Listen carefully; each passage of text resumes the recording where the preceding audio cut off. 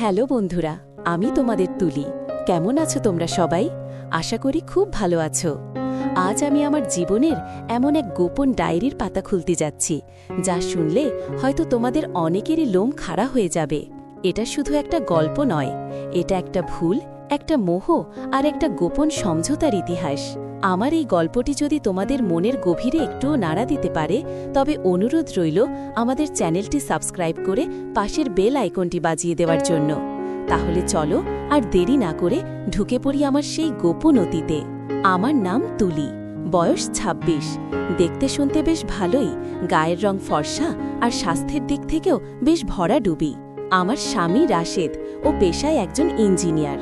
আমাদের সংসারটা খুব ছোট, কিন্তু রাশেদ কাজের চাপে আমাকে খুব একটা সময় দিতে পারে না।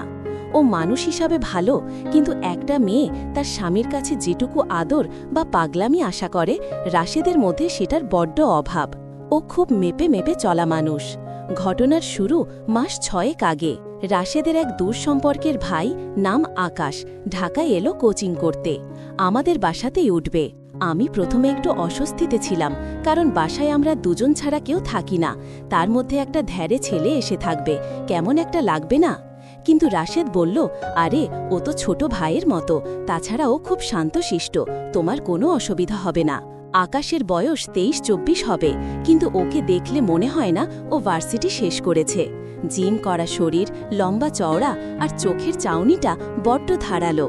প্রথম দিন যখন ও আমাকে ভাবি বলে ডাকল, ওর গলার ভারী আওয়াজটা আমার বুকের ভেতর কেমন যেন একটা ধাক্কা দিল। আমি নিজেকে সামলে নিয়ে ওকে ঘর দেখিয়ে দিলাম। প্রথম ১ মাস সবকিছু স্বাভাবিকই ছিল। আকাশ নিজের পড়াশোনা নিয়ে থাকত, আর আমি আমার সংসার নিয়ে। কিন্তু আমি খেয়াল করতাম, আমি যখন ঘর ঝাড়ু দিতাম কিংবা সোফায় বসে টিভি দেখতাম, আকাশ আর চোখে আমার দিকে তাকিয়ে থাকত। আমি তাকালেই ও চোখ সরিয়ে নিত। ব্যাপারটা আমার খারাপ লাগতো না, বরং নিজের রূপের প্রশংসা কার না ভালো লাগে।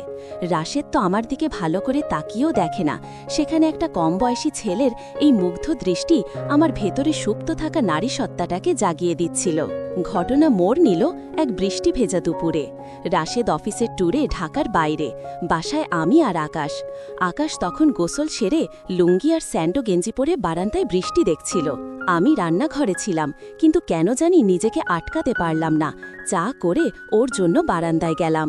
বৃষ্টির ছাট আসছিল, তাই আমি শাড়ির আঁচলটা একটু ভালো করে জড়িয়ে নিলাম। কিন্তু বাতাসের ঝাপটায় আমার ভেজা শাড়িটা শরীরের সাথে লেপটেছিল। আমি চায়ের কাপটা বাড়িয়ে দিয়ে বললাম, চা নাও। আকাশ আমার দিকে ফিরল। ওর চোখে তখন অন্য রকম এক নেশা। ও চায়ের কাপটা নিতে গিয়ে ইচ্ছে করেই কিনা জানি না, আমার আঙুলগুলো আলতো করে ছুঁয়ে দিল। আমার শরীরের ভেতর দিয়ে যেন একটা বিদ্যুতের ঢেউ খেলে গেল। আমি হাতটা সরাতে গেলাম, কিন্তু ও আমার হাতটা ছাড়ল না। ও ফিসফিস করে বলল, ভাবি, তুমি আজ বড্ড সুন্দর লাগছ। বৃষ্টির দিনে তোমাকে দেখলে নিজেকে ঠিক রাখা দায়। আমি একটু রেগে যাওয়ার ভান করে বললাম, এসব কি কথা আকাশ, হাত ছাড়ো, ভাইয়া জানলে কিন্তু খুব খারাপ হবে। আকাশ এবার একটু বাঁকা হাসল, বলল, ভাইয়া তো জানবে না যদি না তুমি বলো, আর তুমিও তো চাও না যে আমি ভাইয়াকে ওই কথাটা বলে দিই। আমি অবাক হয়ে তাকালাম, কোন কথা? আকাশ পকেট থেকে ওর ফোনটা বের করল, গ্যালারি ওপেন করে একটা ভিডিও দেখালো। আমার পায়ের নিচ থেকে মাটি সরে গেল। ভিডিওটা ২ দিন আগের। আমি দুপুরে গোসলের পর আমার বেডরুমে দরজা না লাগিয়েই ড্রেসিং টেবিলের সামনে শাড়ি পাল্টাচ্ছিলাম। আমি একদমই খেয়াল করিনি যে দরজাটা একটু ফাঁক করা ছিল। আকাশ কখন সেটা ভিডিও করেছে আমি টেরই পাইনি। ভিডিওতে আমার শরীরের অনেক গোপন ভাঁজ স্পষ্ট। আমি ভয়ে কাঁপতে লাগলাম। বললাম, আকাশ, তুমি এটা কি করেছ?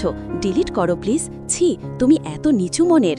আকাশ আমার কাছে এগিয়ে এলো, আমার কানের কাছে মুখ এনে বলল, ডিলিট তো করবই ভাবি, আমি তো তোমার ক্ষতি চাই না, কিন্তু তার বদলে আমাকেও তো একটু খুশি করতে হবে। এই যে দিনের পর দিন তোমাকে দেখি, আমার কি ইচ্ছে করে না তোমায় একটু আদর করতে? আমি দেয়ালের সাথে পিঠ ঠেকিয়ে দাঁড়িয়েছিলাম। আমার বুকের ভেতর তখন ধরফরানি তুঙ্গে। একদিকে ভয়, অন্যদিকে আকাশের ওই পৌরুষতিক্ত শরীরের ঘ্রাণ আর ওর গরম নিঃশ্বাস আমাকে কেমন যেন অবশ করে দিচ্ছিল। রাশেদ আমাকে গত ৩ মাসেও একবার স্পর্শ করেনি, আর আজ আকাশ আমাকে এভাবে কোণঠাসা করে ফেলেছে। আমি কাঁপা কাঁপা গলায় বললাম, কি চাও তুমি? আকাশ আমার কোমরের কাছে হাত রাখল। ওর হাতের স্পর্শে আমার শরীরটা শিউরে উঠল।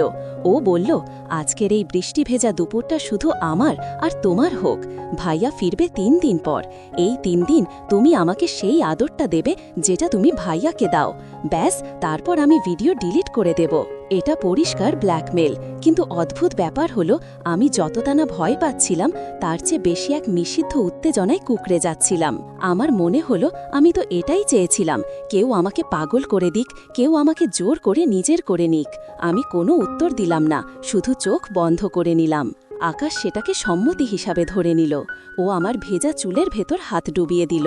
ওর ঠোঁট যখন আমার গলার কাছে নামল, আমি অস্ফুট একটা শব্দ করলাম। ওর শরীরের দিকে তাকিয়ে থাকার সময় আমার শরীরে কি যেন এক উত্তেজনার সৃষ্টি হলো। আমি নিজের ওপর আয়ত্ত হারিয়ে ওর কোমরে হাত দিয়ে ওকে আমার শরীরের সাথে চেপে ধরলাম। তারপর ওর চড়া বুকে মাথা রেখে আমি অনুভব করলাম ওর হৃদস্পন্দন।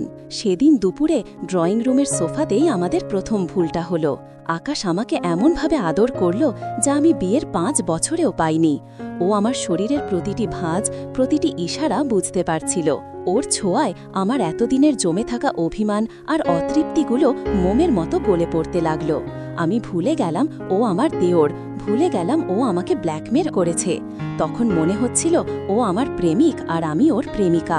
বিকেল গড়িয়ে সন্ধ্যা হলো। আমরা যখন আলাদা হলাম তখন আমার মনে হলো আমি এক মহা পাপ করেছি। কিন্তু আকাশের চোখের দিকে তাকিয়ে দেখলাম এক অদ্ভুত তৃপ্তি। ও কথা রাখল, আমার সামনেই ভিডিওটা ডিলিট করে দিল। কিন্তু গল্পটা ওখানেই শেষ হলো না। ওই 3 দিন রাশেদ ছিল না, আর এই 3 দিন আমরা স্বামী স্ত্রীর চেয়েও বেশি কিছু হয়ে উঠেছিলাম। রাতে আমি আমার ঘরে ঘুমাতে যেতাম, কিন্তু মাঝ রাতে দরজায় টোকা পড়ত। আমি জানতাম ওটা আকাশ, আমি দরজা খুলে দিতাম। আমাদের সেই গোপন সমঝোতাটা ভালোবাসায় রূপ নিতে শুরু করল নাকি শুধু শরীরের নেশা ছিল তা আমি আজও জানি না। রাশেদ ফিরে আসার পর আকাশ আবার আগের মতো শান্তশিষ্ট হয়ে গেল। কিন্তু খাবার টেবিলে যখন ও আমাকে পানির গ্লাস এগিয়ে দেয়, তখন ওর আঙুলগুলো যখন আমার আঙুল ছোঁয়ে আমার শরীরটা কেঁপে ওঠে। ও চোখের ইশারায় আমাকে মনে করিয়ে দেয় সেই বৃষ্টি ভেজা দুপুরের কথা। এখনও আকাশ আমাদের সাথেই থাকে। রাশেদ কিচ্ছু জানে না। রাশেদ যখন অফিসে যায়, আকাশ তখন আমার কাছে আসে, কখনো রান্নাঘরে, কখনো ছাদে কাপড় শুকাতে গিয়ে। আমাদের এই সম্পর্কের কোনো নাম নেই, কোনো ভবিষ্যৎ নেই, শুধু আছে এক তীব্র আকর্ষণ আর ধরা পড়ার ভয়। আমি জানি আমি ভুল করছি, কিন্তু এই ভুলের মাঝে যে সুখ আমি পেয়েছি তা ছাড়া সাধ্য আমার নেই। আপনারাই বলুন, আমি কি খুব খারাপ নাকি